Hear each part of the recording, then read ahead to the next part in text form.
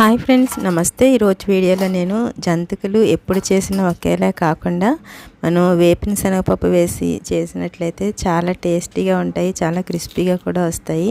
ఒకసారి చూడండి ఎంత క్రిస్పీగా వచ్చినాయో. చాలా సింపుల్గా చేసుకోవచ్చు. ఎలా చేసుకోవాలో చూద్దాం. నేను ఇక్కడ ఒక గ్లాసు వేపిన శనగపప్పు తీసుకున్నాను. ఏదైనా సరే మెజర్మెంట్ కోసం ఒక కప్పు తీసుకోండి. నేను ఇలాగా మంచిగా పౌడర్ చేసుకుని దీన్ని ఇలా ఒకసారి జల్లించుకోవాలి. జల్లించుకుంటే ఏదన్నా కొంచెం రవ్వ కింద మిగులుతుంది కదా, ఇలాగా ఇదంతా జల్లించిన తర్వాత నేను బియ్యం పిండిని ఫస్టే జల్లించుకుని పెట్టుకున్నాను ఫ్రెండ్స్. చూడండి ఇలా వచ్చింది, దాన్ని పడేసాను. అలాగే దీంట్లో ఒక 3 కప్పుల వరకు బియ్యం పిండి వేసుకోండి.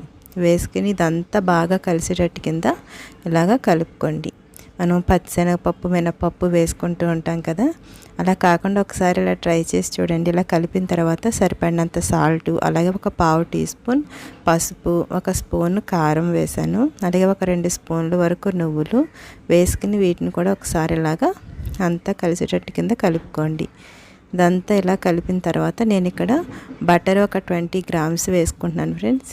బటర్ వేస్తే బాగుంటుంది. మీ దగ్గర వెన్న ఉంటే వెన్న అయినా వేసుకోవచ్చు. కాకపోతే మీరు ఆయిల్ వేసుకున్నట్టయితే కొంచెం వేడి చేసి వేసుకోండి. అలాగే ఇక్కడ నేను వేడి వాటర్తో కలుపుకుంటున్నాను. ఇలాగ నీళ్ళని కొంచెం సేపు బాగా మరిగించిన అవసరం లేదు, వేడైతే సరిపోతుంది. ఇలాగ మనం మినపప్పు అయితే జిగురు వస్తుంది, దీనికి జిగురు రాదు కదా, అందుకని చెప్పి ఇలా వేడి నీళ్ళతో కలుపుకోవడం వల్ల పిండి అనేది కొంచెం జిగురుదనం వస్తుంది. చూడండి ఇలాగ స్పూన్తో ఇదంతా కలిపిన తర్వాత ఇప్పుడు దీన్ని మనము ఒకసారి ఇలాగా చూడండి, పిండి ఇలా ఉంటే సరిపోతుంది. ఇప్పుడు దీని మీద మనం మూత పెట్టుకుని పక్కన పెట్టుకుందాం.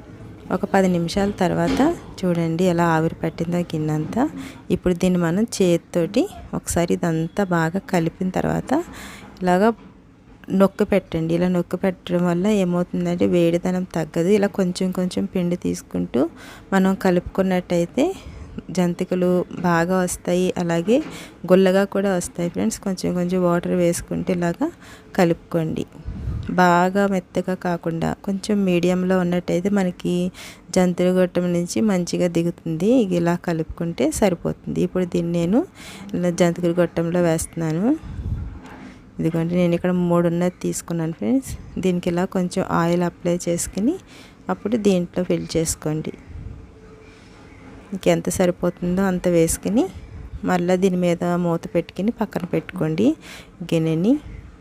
ఇప్పుడు దీన్ని మనం నేను ఇలాగ 2 గరిటెల మీద వేస్తున్నాను. మీరు చిన్న చిన్న ప్లేట్లు ఉంటాయి కదా, దాని మీదైనా వేసుకోవచ్చు. డైరెక్ట్ ఆయిల్లో వేసినట్టయితే ఆవిరి వచ్చేస్తుంది కదా. ఇలా వేసుకుని ఆయిల్ మంచిగా కాగిన తర్వాత ఇలాగా వీటన్నిటిని ఇలా వేసుకోవడమే. చాలా ఈజీగా సింపుల్గా అయిపోతుంది. ఒకసారి ట్రై చేసి చూడండి ఫ్రెండ్స్. చూసారు కదా ఫ్రెండ్స్, మీరు నా వీడియోని ఫస్ట్ టైం చూస్తున్నట్లయితే ప్లీజ్ సబ్స్క్రైబ్ చేసుకోండి. అలాగే పక్కనే ఉన్న బెల్ ఐకాన్ క్లిక్ చేసినట్లయితే ఆల్ అనే బటన్ వస్తుంది, దాన్ని ప్రెస్ చేస్తే నేను ఈ వీడియో పెట్టినా మీకు నోటిఫికేషన్ వస్తుంది.